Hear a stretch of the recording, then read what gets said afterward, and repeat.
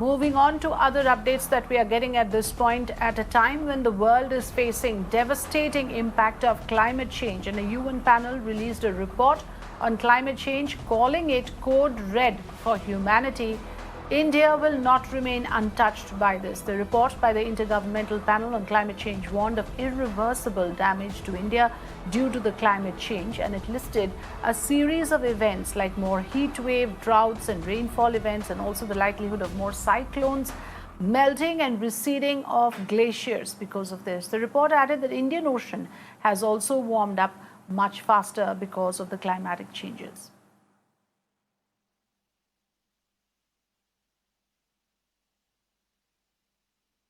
Well, important part here is that the serious impact of climate change is going to resonate here on India as well, and it's time to sit up and take notice of this very significant report that is underlining the red flags. Let's also, in fact, talk about the Indian government's response to this particular report, which is literally a clarion call to all developed countries of the world to act immediately in order to cut down the harmful emissions and decarbonize their economies. Tweeting on the report, Union Environment Minister Bhupinder Yadav said that the report reaffirms India's position that cumulative emissions are the cause of current climate crisis. He noted that while India is the world's third largest emitter of greenhouse gases, its per capita emissions are low compared to several other countries.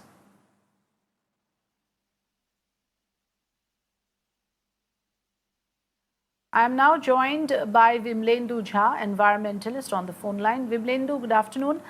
This report, of course, has raised multiple concerns. I mean, of course, concerns which environmentalists like yourself have been talking about, but the fact that now we have a compilation of the issue with the right perspectives in place and sounding off all the alerts, what are the big takeaways for India, Vimlendu, in this?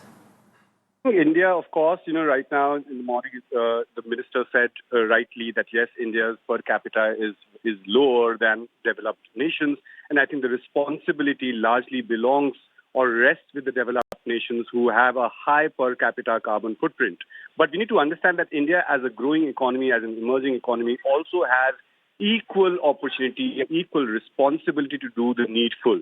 Right now, if we are talking about our carbon footprint, our greenhouse emission, we are number 3. And also we're looking at the impact that India is actually going to face or is already facing. So if you look at the heat waves that actually took place in 15 and 16, we talk about extreme flooding that happened in Kerala, we talk about super cyclone in Sundarbans, we talk about 2021 Uttarakhand landslides. I think it's very, very important for India, both as a country and also Indian government, to link these episodes and link these to climate crisis. So India might not be the biggest emitter. Of course, it is the third because of its virtue of population, but it needs to do much, much more because it's a collective responsibility. We cannot just say, oh, well, it's the Europe or developed nations that need to do more. We have to do more because we are at the suffering end. If you look at the climate change report, clearly says Indian Ocean is actually heating more than any other ocean. And we ourselves have seen, in the last 30 days itself, we've seen extreme weather events take place in India. And therefore, we need to, one, look at mitigating it, and then also our disaster preparedness. With climate change, there are two things. One is your overall footprint and your accountability and responsibility. And the other is that for whosoever's fault it would be, we need to have a disaster preparedness and a green energy paradigm or a roadmap in place. That's what India needs to. India can't live in denial. India can't say they're doing enough. There's a lot that India needs to do. The way our urbanization is taking place, the way trees and forests have been cut down, all that has impact on India's climate and global climate as well. Yes, Vimlendu, but we do know, and we have had several debates with you as well on this. You talk about the green energy paradigm, though. Even if you have systems in place, you have boards and committees and all sorts of tribunals. The fact of the matter is the constant conflict between infrastructure development and environment clearance keep coming up.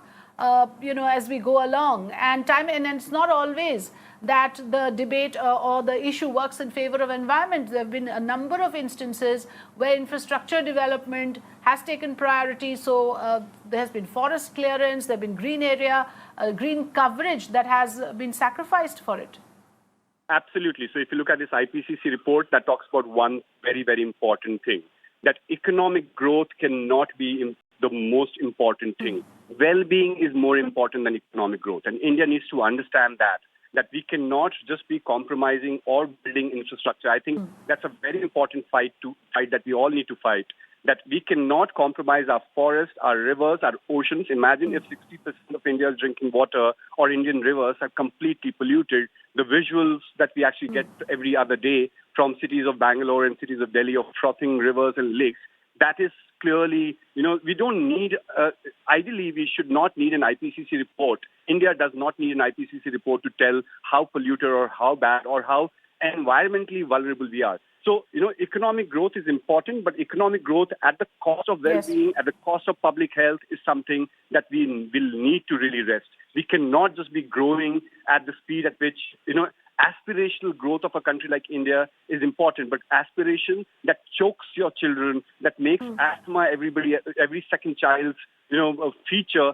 these things need to stop. And also, as I said, the poor will be the most affected by climate change. If our coastal areas sink and if the sea level goes high, all of that will have an impact on the poor. So for the well-being of the people is more important than well-being of our economy, and that is what our governments need to understand. That we cannot just be, following our breath and our water and our life, and that is called well-being. Absolutely. And even, in a very micro level, for instance, plastic use, etc., even today, even in 2021, we still face the issue of our oceans throwing up waste to the extent that it has. And we've all seen those pictures. We are still struggling to replace something as basic as plastic, which world over other countries have done long ago. Do you think that is because of a lack of consensus, lack of priority, or do our leaders lack that vision? Where exactly are we facing roadblocks? I think it's a lack of political will and connecting the dots. We need to understand that, the other day, 10 days ago, in the floor of the House, in the Parliament, government said that cloudburst didn't happen because of climate change. And that's the biggest error that the government makes. It doesn't connect weather events or these erratic, extreme weather events to climate change. Similarly, when we look at marine temperature or marine litter, we need to look at where is that marine litter actually happening from. It's happening from the amount of plastic that we're consuming. So one was for our Prime Minister to make India plastic-free, but imagine that rollout hasn't really happened. For every year on 2nd October and on several other dates, we actually have a no plastic campaign. For 20 years, we've had a plastic-free campaign. But that lacks. Yes. For that, I think we need enforcement. We need the government to really take a clear stand. It is important for businesses also to come together.